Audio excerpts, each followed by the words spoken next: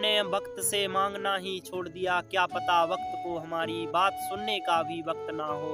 नमस्कार साथियों, मैं आपका आरजे अजीत और आज एक छोटी सी कहानी एक गरीब परिवार में एक लड़के का जन्म होता है। उसके पिता चाहते हैं कि वो एक किसान बने और उसके साथ खेती में उसकी मदद करे, पर वो लड़का चाहता था कि मैं सेना में भर्ती हूँ, सैन्य बनूँ।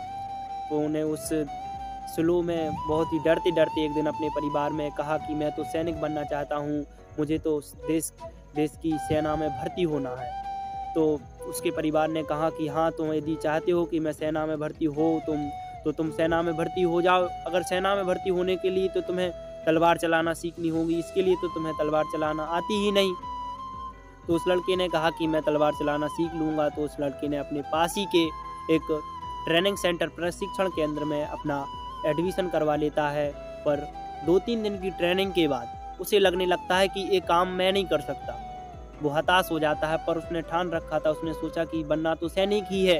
तो उसने कुछ समय बाद उसे पता चला कि जो देश का उस राज्य के सेना का सेनापति है वो उसके रिश्तेदार का मित्र है।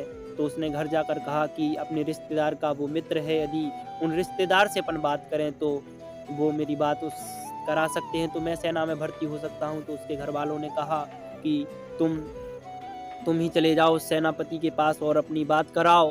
तो वो रिश्तेदार के पास जाता है तो कहता है कि मुझे सेना में भर्ती होना है, यदि आप चाहें तो मेरी उससे बात कर सकते हैं। तो वो रिश्तेदार अपने मित्र के पास जाता है और कहता है कि मित्र, एक मेरा दोस्त है, मेरे रिश्तेदार का लड़का है, वो सेना में भर्ती होना चाहता है। तो उसने अपने मित्र की बात नहीं टाल सका सेनापति। तो उसने बिना प्रशिक्षण लिए पीछे की ओर से उस लड़के का सेना में चयनित कर लिया और क्योंकि उसको तलवार चलानी नहीं आती थी, तो उस लड़के का चयन उस सेना में किया जो इमरजेंसी आपातकालीन की स्थिति में उस देश के लिए काम आती थी।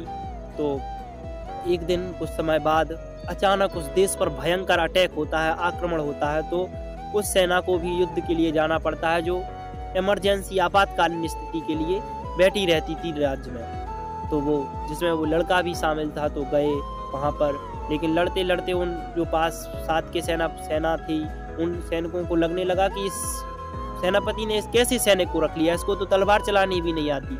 युद्ध खत्म हुआ, जब वो युद्ध जीत के घर पे आते हैं तो वो सेनापति से कहते हैं कि आपने कैसे सैनिक को रख लिया, इसको तो तलवार चलाना भी नहीं आती। पर उस सेनापति ने कुछ नहीं कह सका क्योंकि उसी ने तो उसको रखा था।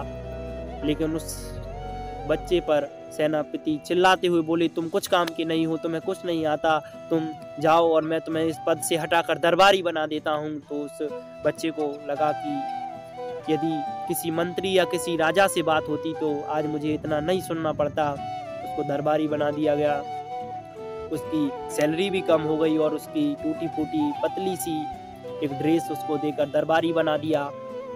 कुछ समय बाद बीता और सर्दी आई तो एक दिन राजा जी वहीं से गुजर रहे थे। राजा के पास कुछ कम सैनिक थे, तो राजा ने देखा कि एक दरबारी ठंड में बैठा हुआ कर रहा है। तो राजा उसके पास जाते हैं और पूछते हैं कि आप कैसे करते हैं, आपको तो ठंड लगती होगी। तो जैसे ही राजा ये पूछते हैं वो अपनी गाथा सुनाने लगता है कि महाराज मैं तो वैसे ही काम करता हूँ, मैं तो रोज आता हूँ और मुझे ऐसे ही ठंड लगती है। तो राजा ने कहा कि मैं अंदर जाता हूँ और आपके लिए कंबल भिजवाता हूँ। तो उस कंबल जैसे ही राजा अंदर जाते हैं तो राजा भूल जाते हैं, क्योंकि राजा हैं उनके लिए अनेक काम हैं। तो राजा भूल जाते हैं कि मुझे उस सैनिक से मैं वादा करके आया हूँ। जब सुबह होती है तो कुछ सैनिक आकर राजा से कहते हैं कि महाराज, वो सैनिक मर गया है जिसको आपने कंबल देने का वादा किया था। राजा दौड़ते हुए जाते हैं और देखते हैं कि उसकी लाश डली है। उस लाश के ऊपर एक पत्र रखा है, एक चिट्ठी रखी है। तो उस राजा ने उस चिट्ठी को उठाकर पढ़ा। उस चिट्ठी में लिखा था कि महाराज, आप तो मुझे वादा कर अंदर जाकर भूल गए कि उसको कंबल भिजवाना है। जैसे ही आप मुझसे वादा करके गए, मुझे लगा कि अब सब ठीक हो जाएगा, ठंड कम लगेगी। तो मेरे सोचते सोचते मुझे अधिक ठंड लगने लगी और इतनी ठंड लगने लगी कि लगता है मैं सुबह तक आपसे मिल ना सकूं और मैं सुबह तक मर जाऊंगा। ये सुनकर राजा जी को बहुत दुख हुआ। और ये छोटी सी कहानी हमें सिखाती है कि सहारे इंसान को खोखला कर देते हैं, उम्मीद इंसान को कमज़ोर बना देती है। तो इसीलिए उम्मीद रखिए तो खुद पर रखिए, अपने ऊपर इतनी उम्मीद रखिए कि मैं कर सकता हूँ।